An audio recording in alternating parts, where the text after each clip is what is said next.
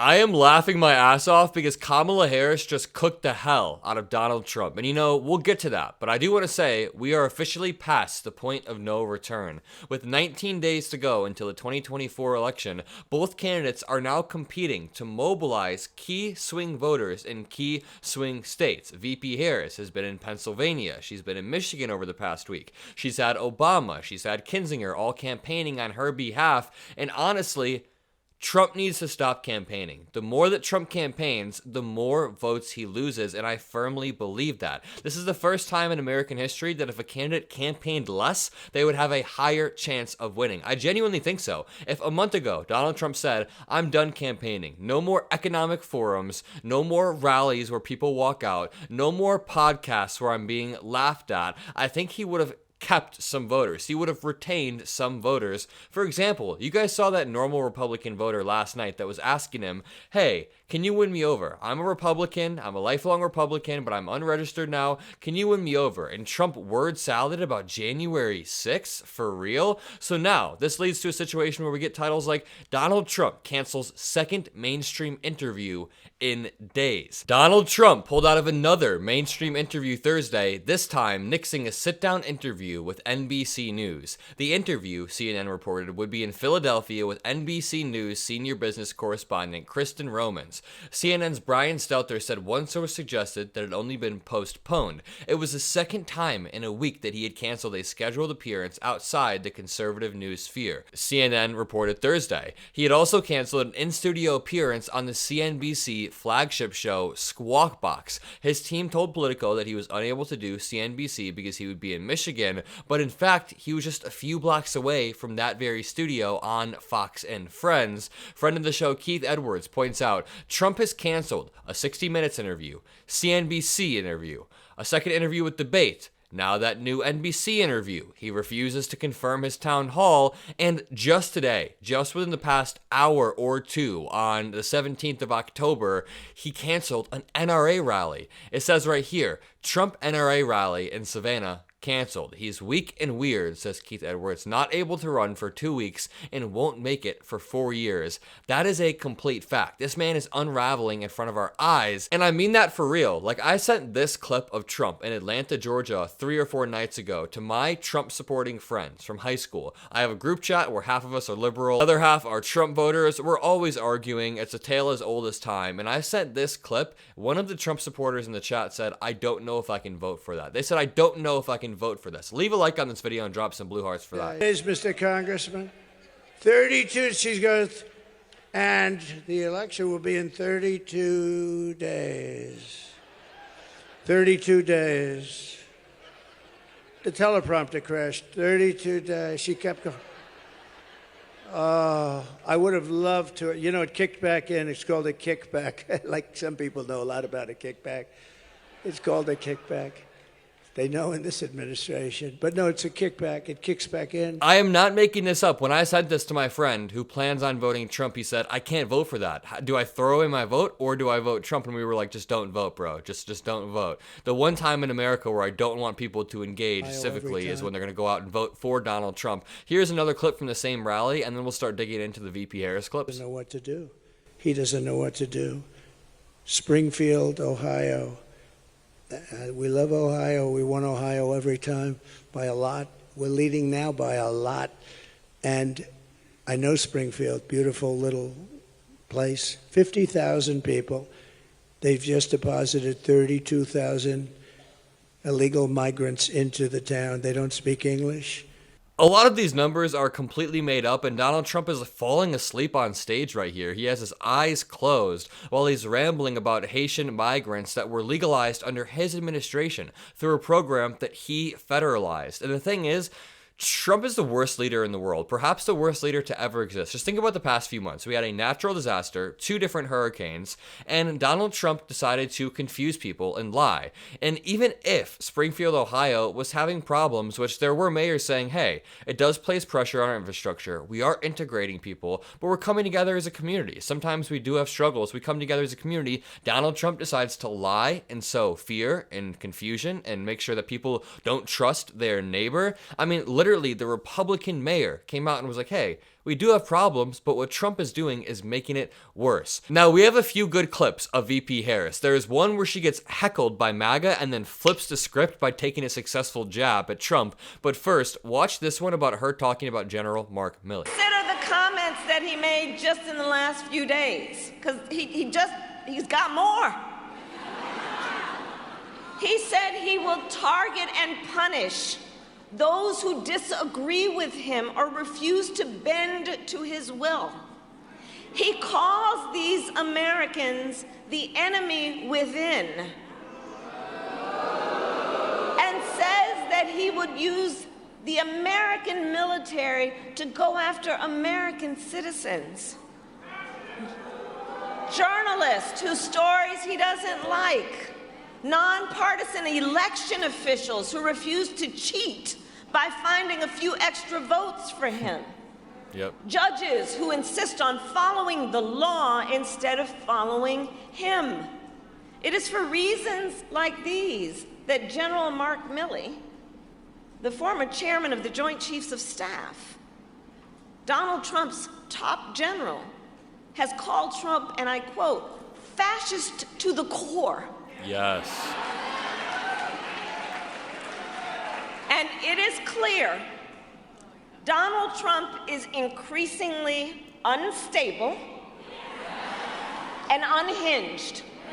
And for the highest ranking military officer in the country, at the time at least, to call Donald Trump fascist to the core, somebody who was appointed by Donald Trump himself and was high ranking to say that, should leave everybody a little bit worried, especially in the party that claims to be for the military but really isn't. I mean, yeah, just finish this. And will stop at nothing to claim unchecked power for himself. He wants to send the military after American citizens. He wants to prevent women from making decisions about their own body. He wants to threaten fundamental freedoms and rights like the freedom to vote, the freedom to be safe from gun violence, to breathe clean air and drink clean water, and the freedom to love who you love openly and with pride. VP Harris is really hitting her stride on this campaign trail. She's been killing it for a few months, but that was some good communication right there. That was great. And as you'll see, she's getting better at those off-the-cuff moments, which is a skill you have to develop. Not everybody is Pete Buttigieg and can just be a perfect PR master on TV. Some people need to develop it, and that's fine. Here's Bill Clinton saying something very similar. And he keeps talking about how he wants to get even and may have to call out the military on our own people. The danger within. I suppose that includes me. And I mean, basically, he's asserted the right to go after anybody that he thinks, in his wisdom, is a threat, right? You sign the oath says you promise to preserve, protect, and defend the Constitution against all enemies, foreign and domestic. And he said, I think I'll start with domestic. That's actually a pretty good joke. And before we play this clip of Kamala, Donald Trump has spent all day melting down on Truth Social. He said last night, great job by Bret Baier in his interview with Lion Kamala Harris. We don't need to read any further to know that means Bret Baier was a little bit hackish during it, to say the least. Trump posted 5 hours ago, why does Suzanne Scott of Fox News keep putting on third-rate talking heads like Jessica Tarlov, Richard Fowler, Patrick Murphy, Something Wolf, Keisha Lance Bottoms, and other radical left lunatics that lie and make up statements, with Fox rarely having any counter to their storytelling?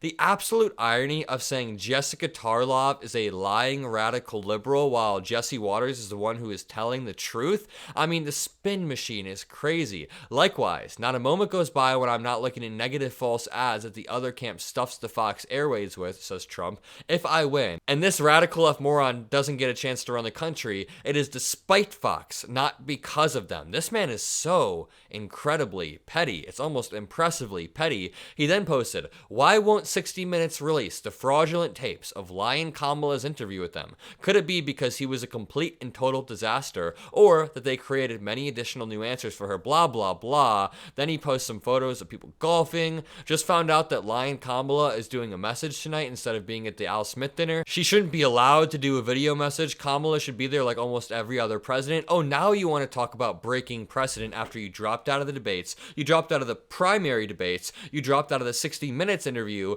I don't care about precedent when you're talking about the Al Smith dinner. I mean, Jesus. So as you can see, Donald Trump is having a bitter meltdown on Truth Social, and that comes in stark contrast with VP Harris roasting him earlier today. This clip came out 30 minutes ago. It already has almost 20,000 likes in my Twitter feed. Let's take a look.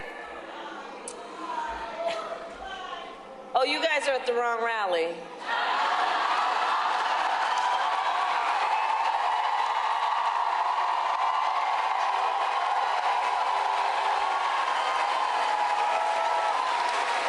No, I think you meant to go to the smaller one down the street.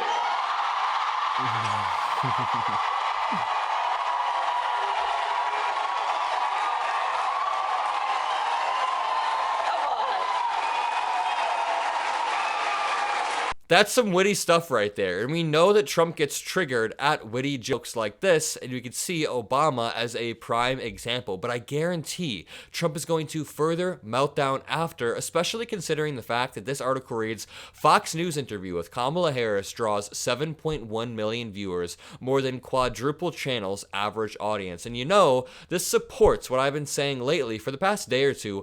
Kamala Harris should go on Joe Rogan. Now, before you get mad at me, it will be a massive audience. It'll be bigger than Fox News' audience by far, and Joe Rogan doesn't have the ability to push back in any meaningful way. Joe Rogan can't push back on Trump. Joe Rogan can't push back on Kamala. No way Joe Rogan is going to push back in a more effective manner than Bret Baier. Bret Baier is talented at what he does, talented at his gotcha moments at least, and I think Joe Rogan would genuinely approach it in a decent way. And I think that Kamala would have a platform where she could bring as many clips as she wants. She could show clips of January 6th, show clips of the Raffensperger phone call. Could you imagine Kamala Harris going on a Joe Rogan episode 10 days before the election? It gets 45 million views because Joe Rogan does have a massive platform. You guys know this. And in that interview, she pulls up the Raffensperger phone call and then shows January 6th clips and then shows that clip of McConnell admitting that Trump killed the border bill all within the first 15 minutes. That would shift a lot of undecided, low propensity viewers, because that's Kamala's goal right now, is to go into these hostile environments and get views in hostile places where people aren't predisposed to voting to her. Why would she do interviews with Rachel Maddow with 10 to 20 days to go until the election? Everybody that watches Rachel Maddow is voting blue either way. But Vice President Kamala Harris's first ever sit down with Fox News proved to be a rating bonanza Wednesday, with 7.1 million tuning in, according to preliminary Nielsen data shared by the network. Trump hasn't gotten eyeballs like that in a while. No Trump interview has gotten eyeballs even close to that. That's a massive win. The grilling by special report host Bret Baier, I forgot what website I was reading. It's the New York Post. This is the only article I could find that was quality on this. But the grilling by special report host Bret Baier, again, I wouldn't call it a grilling, was the third highest rated event of the 2024 campaign. That was Kamala's third highest rating event. That is pretty fire. Notably, the Fox News interview also drew a bigger audience than Kamala's first interview of the cycle, which was with Dana Bash a few weeks back. The viewership for Wednesday's showdown was more than 4 times Fox News Channel's daytime average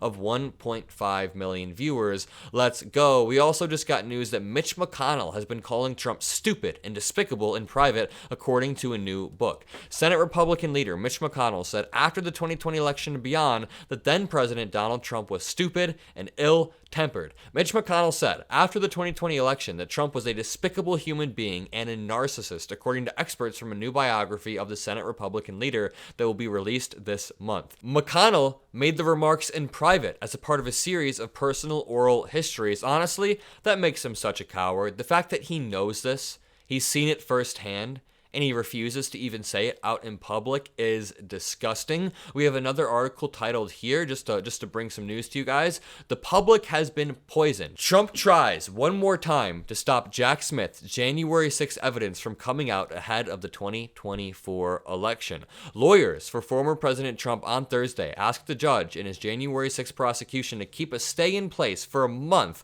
so that the defense and special counsel Jack Smith can file their immunity at the same time. On October 10th, several days after Smith's immunity brief, District Judge Tanya Chutkan ruled that the prosecution's redacted appendix should go public since Trump's, quote, concern with the political consequences of these proceedings is not a cognizable level prejudice. And I totally agree. If Trump is worried about political concerns, maybe he shouldn't have tried to overthrow the effing government. And this brings us back to what this entire video was about in the first place. Donald Trump running from interviews as VP Harris is cooking him. NRA cancels Trump rally in Savannah. Former President Trump was to make a visit to a Defend the Second Amendment event at the Savannah Convention Center, but it got canceled. Once again, Trump is canceling every single event. Keith Edwards show, 60 Minutes, CNBC, second debate with Kamala, and I want to end this off by playing this beautiful Kamala clip one more time. Take a look at Kamala roasting. Oh, you guys are at the wrong rally. Oh, you guys are at the wrong rally.